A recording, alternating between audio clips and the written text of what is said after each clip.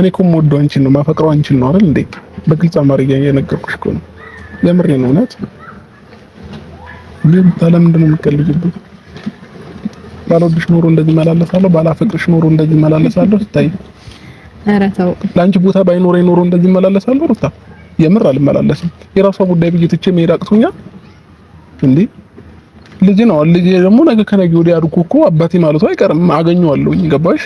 ግን ደግሞ ልዩ ቦታ ስላለኝ ነው ዛሬም ድረስ ካንቺ ጋር እንደዚህ እየተመላለስኩኝ ቤትሽ ድረስ ያውም እየተመላለስኩ ምን እያልኩኝ እየገፋሽኝ እንኳን እየመጣሁ እየሄድኩኝ ያለሁት ማለት ነው። ሩታ እግዚአብሔርን ተይ፣ እኔ ባሰ እንዲከፋኝ አታድርጊ። አይደለም እንደዛ ሊኮነል ይቅርና ማንም ዞር ብሎ ሊያይ የሚገባ አይነት ሰው አይደለም። ንገሪኝ ካልኩኝ እሺ፣ አንተ ስነ ስርዓት ሰው አቁመሽ ትልቅ ሰው አቁመሽ አትሳደቢ። አይደለም ትልቅ ሰው አቁመሽ አትሳደቢ። ሲያንስህ ነው እንደዚህ የሚያደርገኝ አንተ ያሁኑ ማንነትህ ነው። ምን አይነት ሰው ነኝ ብለህ ቆም ብለህ ራስን ጠይቅ። እሺ እንዴው ተለመችኝ ነው አልመታም። ይኸው ዛሬ ተመልሼ መጣሁኝ። እንዲህ መመላለስበት የራሴ የሆነ ምክንያት ስላለኝ ነው ገኒ እንጂ እንደማንኛውም ወንድ እኮ እኔ ምን አገባኝ የራሷ ጉዳይ ብዬ ትቼ መሄድ እችላለሁ። ከዛ የራሴን ላይፍ መቀጠል እኮ እችላለሁ። ግን ነገ ከነገ ወዲያ እሷንም ልጇንም ነው የምጎዳው። ገባሽ? ያንን ነገር ከሚሆን ለምን በቃ ቢያንስ ዛሬ ላይ ሰላም ሆነን ነገሮችን ለምን አናሳልፍም የሚል ነገር አእምሮዬ ላይ ስለመጣልኝ ነው እንዲህ በዚህ ልክ እየተመላለስኩኝ ያለሁት እንጂ እኔ ስራ ፈተሞኝ አይደለም፣ ስራ ማጥቼ አይደለም፣ እሷን እንደዚህ የምለምንበትም እንትን ኖሮ አይደለም። ግን የራሴ የሆነ ምክንያት አለኝ። ግን አቤት መቼም ይታየኛል ሳትመጪ ካሁኑ ታውቁኛል አንቺን በአካል አግኝቼ በናፍቆት ማባቴ ረስቼ ጎኔ ሲጠገን ጉልበቴ መለስ ሲል እንግዲህ አብርሃም እኔ ስራ አጥቼ አይደለም ወደዚህ አስሬ መመላለሰው እኔ ስራ አለኝ ግን የሆነ ምክንያት ስላለኝ ነው ወደዚህ አስሬ መመላለሰው ይለናል። ሰበር ዜና ውድ ቤተሰቦቼ እንደምን አመሻችሁልኝ። እንግዲህ ለቤቱ አዲስ ከሆናችሁ ላይክ፣ ሼር፣ ሰብስክራይብ በማድረግ ቤተሰብ ይሁኑ። እንግዲህ አብርሃም ዛሬም ይቅርታ ሊጠይቃት ሩታ ጋር ሄደዋል። ሩታ ግን እኔ አልሰማም አንተ ምንም የማይገባህ ደነዝ ነክና ምንም ነገር አጠቅመኝም። ከአሁን በኋላ እኔና አንተ ለኔ አታስፈልገኝም እያለች ታባረዋለች። እንግዲህ እንዳያችሁት ነው ቪዲዮን ማለት ነው። እና አሁን ደግሞ አብርሃም ደግሞ በጣም ነው ያዘነው፣ በጣም ነው ብቻ የከፋው። እና ሩታዬ የኔ ውድ፣ የኔ ቅመም፣ የኔ አለኝታ ልጁንም ሆነ አንቺንም ግዴታ እሱን ያስፈልጋቸዋል። አብራችሁ ታርቃችሁ እንድትኖሩ እሱ ባደረገው ነገር ጸጸተኛ ከሆነ ከተጸጸተ እንግዲህ ይቅርታ እስካለሽ ድረስ ይቅርታውን ብትቀበዩ መልካም ነው ባይነኝ። ቤተሰብ እንግዲህ ሩታዬ አብርሃም ልጅንም ሆነ አንቺንም ሆነ ግዴታ ስለማስፈልጋችሁ ነው እንጂ እኔ የራስሽ ጉዳይ ብዬ ትቼሽ መሄድ እችል ነበረ። ግን ግዴታ የሚያስፈልገኝ ነገር ስላለ ነው እንጂ እስካሁን እኔ የራስሽ ጉዳይ ብዬ ጥርግ በይ ብዬሽ እተውሽ ነበረ። እንደ ሌላ ሰው እኔም ሌላ ህይወት እጀምር ነበር ይለናል አብርሃም። እንግዲህ አብርሃም እንደዛ እያልክ ማስፈራራት ሳይሆን በሰላማዊ መንገድ በስነ ስርዓት ችግራችሁን ፈታችሁ ተነጋግራችሁ ተወያይታችሁ በመሀላችሁ ሌላ ሰው ሳይገባ እንግዲህ ተወያይታችሁ መፍታት ነው እንጂ ያለባችሁ እንደዚህ በእልህ መሆን የለበትም።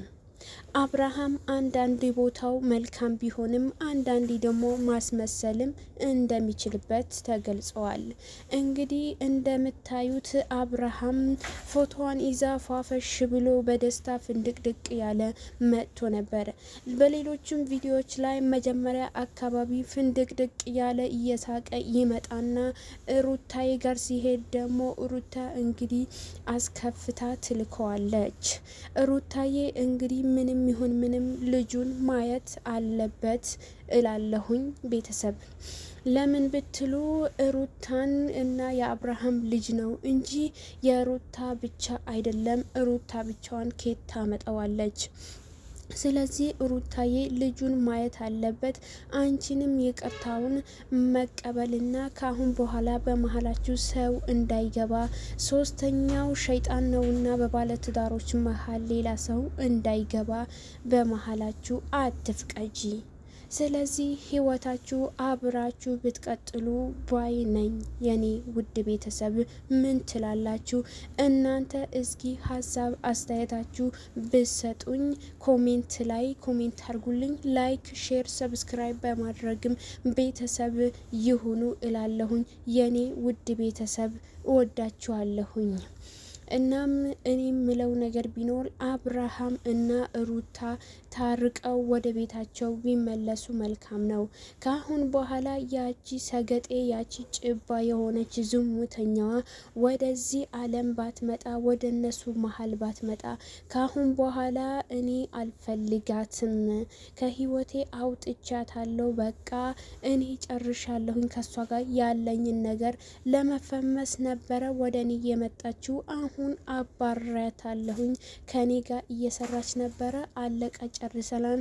ከሷ ጋር ያለን ግንኙነት በቅቶናል። ስለዚህ ወደ አንቺ ተመልሻለሁኝ። ከዚህ በኋላ ከዚህ በፊት ያደረኩት ነገር እንግዲህ ይቅርታ እጠይቃለሁኝ ማለት አለበት እላለሁኝ። ሩታ በእርግጥ ልክ ነች። ለምን ብትሉኝ አሁን ላይ ባለህበት ነገር እንጂ በበፊቱ ነገር አይደለም። በፊት በእርግጥ አብርሃም በጣም ተወዳጅና በጣም ምርጥ ልጅ ነበር።